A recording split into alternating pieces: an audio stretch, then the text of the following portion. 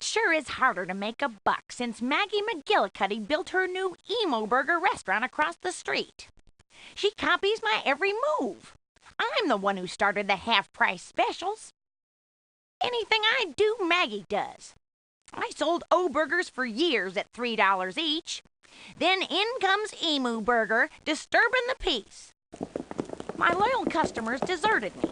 They had to try the new burgers, and besides, they were cheaper. I had no choice but to cut my prices. Who says you can't buy back your customers? That brought most of them back.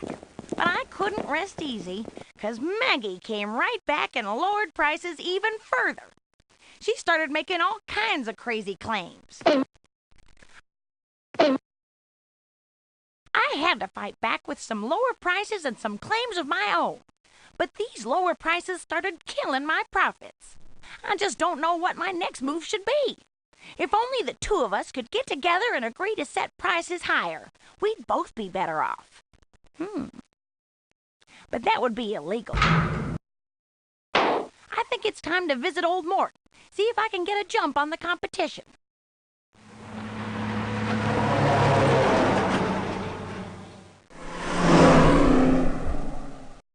Well, I'll be, Howdy, Mort. How you doing?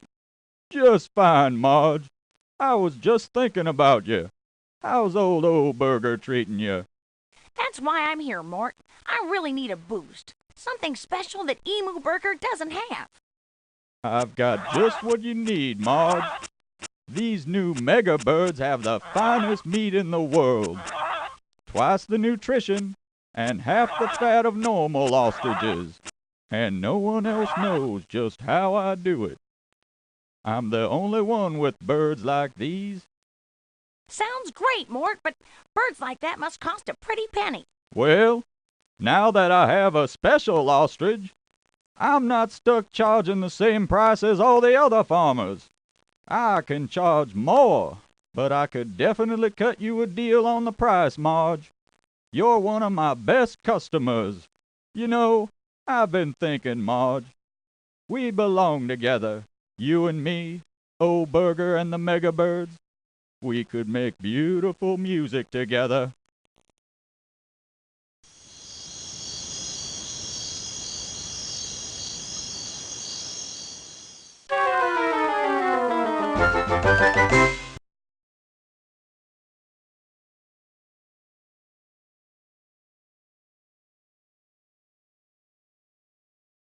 When we characterize market structure, we consider monopoly to be one extreme, a market in which there is only one firm supplying a good or service, and where there are barriers to other firms entering the market.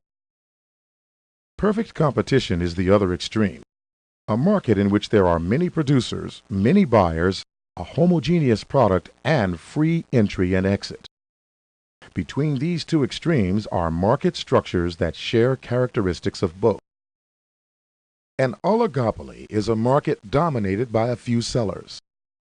The rivalry between Marge and Maggie is typical of an oligopoly, where a few interdependent firms are affected by each other's activities. Monopolistic competitors resemble perfect competitors in some ways, but can appear monopolistic if they succeed in differentiating their product from the competition. Mort's new Megabird ostrich farm typifies the monopolistic competitor. Let's take a closer look at his firm and his market. Like a perfect competitor, Mort operates in a market that has few barriers to entry, and firms can enter or exit the market freely as profits are made or lost. However, Mort produces a product which is not homogeneous. Unlike a perfect competitor, he has been able to differentiate his product. His competitors have a close substitute, but they don't have the Megabird, the result of Mort's innovative breeding techniques. And his clever branding and claims of superiority have enabled his Megabird to capture the imagination of his buyers. This is differentiation through advertising. Mort's success in differentiating his product gives him some flexibility in setting his price. Now that I have a special ostrich, I'm not stuck charging the same price as all the other farmers. I can charge more. People are willing to pay more for his meat because they believe it to be a better product. Before he developed the megabird, Mort operated in a perfectly competitive market. He was a price taker. At any level of output, he could sell his product only at the market price. Now that Mort has differentiated his product, he has become a monopolistic competitor. He has some flexibility in his pricing because his product is unique in some way. Mort is a price searcher, and the demand curve for his megabird ostrich meat is downward sloping. For a monopolistic competitor, the slope of the product demand curve is affected by the level of differentiation and number of competitors. The better Mort becomes at differentiating his product, the more sloped the demand curve becomes. Like all monopolistic competitors, Mort must continually work to differentiate his product in order to maintain his status of a price searcher.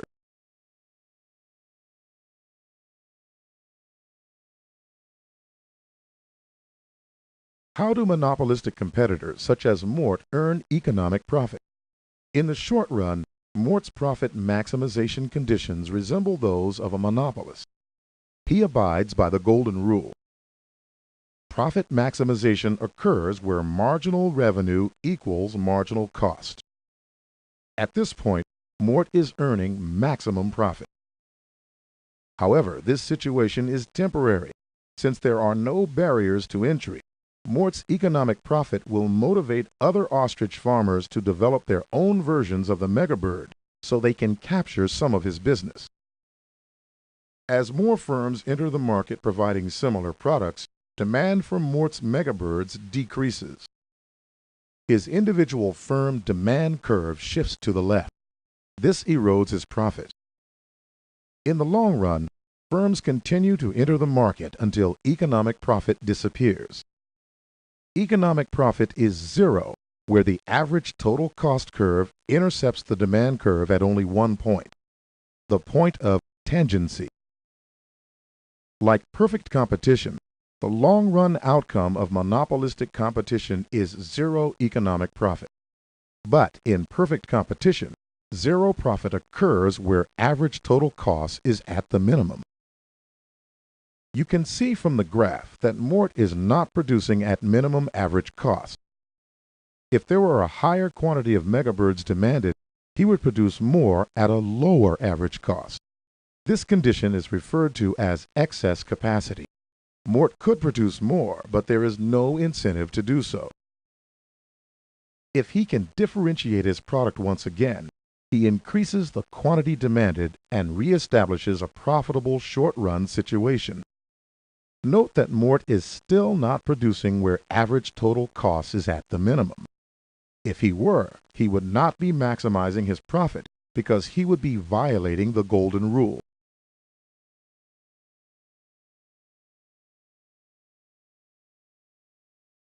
Oligopoly describes a market dominated by a few firms. In the world market, there are oligopolies in steel production, automobiles, and semiconductor manufacturing. But oligopoly also describes conditions in smaller markets where a few gas stations, grocery stores, or alternative burger restaurants dominate in their fields. A distinguishing characteristic of oligopoly is the interdependence of firms. Marge and Maggie operate in an oligopoly. The actions of Ostrich Burger affect the actions of Emu Burger, and vice versa. Anything I do, Maggie does. I sold O-Burgers for years at $3 each. Then in comes Emu Burger, disturbing the peace. My loyal customers deserted me. They had to try the new burgers, and besides, they were cheaper. I had no choice but to cut my prices. An all-out price war ensues as the two competitors fight to attract customers. Each is acutely aware of what the other is doing. Marge decides she must insulate herself from this interdependence by differentiating her product. I think it's time to visit Old Mort, see if I can get a jump on the competition. Marge vies for customer loyalty through advertising and innovation because loyal customers are less sensitive to price changes. Oligopolies tend to exist in markets where there are barriers to entry. In the world of auto manufacturing, a barrier to entry is economy of scale. To compete with existing manufacturers, a new entrant must produce enough cars to reach an efficient scale of operation. In the semiconductor industry, high cost is a barrier to entry. Tooling a new plant can cost millions or even billions of dollars. In Pleasantville, the size of the market is still a barrier to entry. Years ago, when Pleasantville was smaller, Marge had a monopoly. Now the market has grown to where it can support two, but only two, alternative burger restaurants.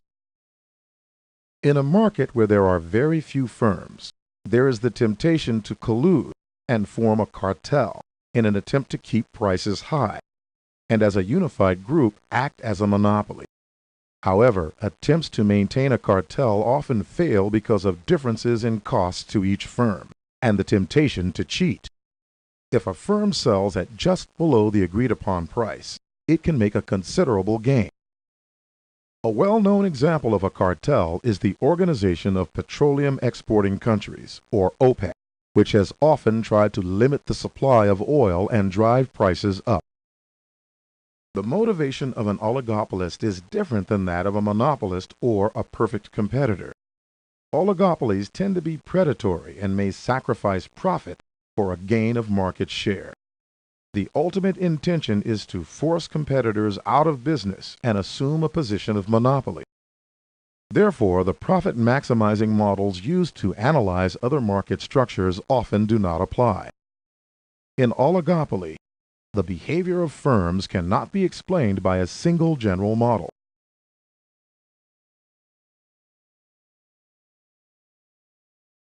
Economists have observed that prices and quantities tend to be quite stable over time in some oligopolistic markets.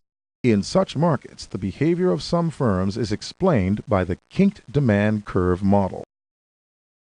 The predominant characteristic of oligopoly is interdependence.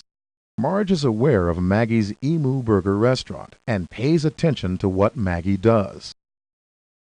Let's assume that Marge and Maggie are currently charging the same price for their burgers. The graph shows the quantity of burgers that Marge is selling at that price. Marge knows that if she were to lower her price, Maggie would also lower hers. Marge would sell more burgers, but she would probably not take any customers away from Maggie. In other words, the demand for O burgers is relatively inelastic at prices lower than her current price. Marge also knows that if she were to raise her price, Maggie would not raise hers. In that case, Maggie's Emu burgers would become relatively less expensive than ostrich burgers, and Marge would lose business to Maggie. At prices higher than the current price, the demand for O burgers is relatively elastic. There is a kink in the demand curve at the current price and quantity. The kinked demand curve has an associated marginal revenue curve that breaks at the point of the kink in demand. Marge, like any other profit-maximizing firm, obeys the golden rule, maximizing her profit where marginal revenue equals marginal cost. But the gap in the marginal revenue curve means that the marginal cost curve can fluctuate somewhat without affecting the profit-maximizing price and quantity. This explains why price and output tend to be stable in some oligopolies.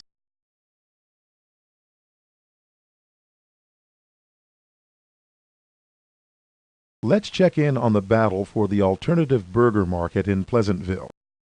I had to fight back with some lower prices and some claims of my own. But these lower prices started killing my profit. I just don't know what my next move should be. If only the two of us could get together and agree to set prices higher, we'd both be better off. But that would be illegal. An oligopoly differs from other market structures because of the interdependence of firms. The primary goal of the firm may not be profit maximization, but rather maximizing market share. The behavior of firms in this situation can resemble the strategic decisions made by players in a game. A new school of thought called game theory attempts to explain this behavior. Marge and Maggie are paired in a two-firm oligopoly known as a duopoly. For simplicity, let's assume that consumers like emu burgers and ostrich burgers equally. If both firms charged the same high price, they would both earn a profit of $700 a day. If they both charged the same low price, they would both earn $300 a day. However, if one firm charges a high price and the other a low price, the firm charging the low price gains a larger market share, earning $1,000 a day, while the other loses $200 a day. Game theory refers to the guessing game that Marge and Maggie play as they set their prices. They both win big if they jointly set higher prices, but neither one knows what the other is going to do. Raising prices is a risk because the competition may not follow suit, and market share will be lost. It's likely that Marge and Maggie will each try to avoid the worst possible outcome. If Marge charges the high price, she runs the risk of losing $200 per day. If she charges the low price, the worst she could do is earn $300 per day. Marge and Maggie make a rational decision to keep prices low and minimize the chance of losing market share. This is known as the maxi-min strategy. Each firm attempts to maximize the minimum outcome. Even though it's against the law for them to get together and agree to a price, oligopolies often have a tacit agreement to maintain a predictable pricing structure. In many cases, it boils down to trust.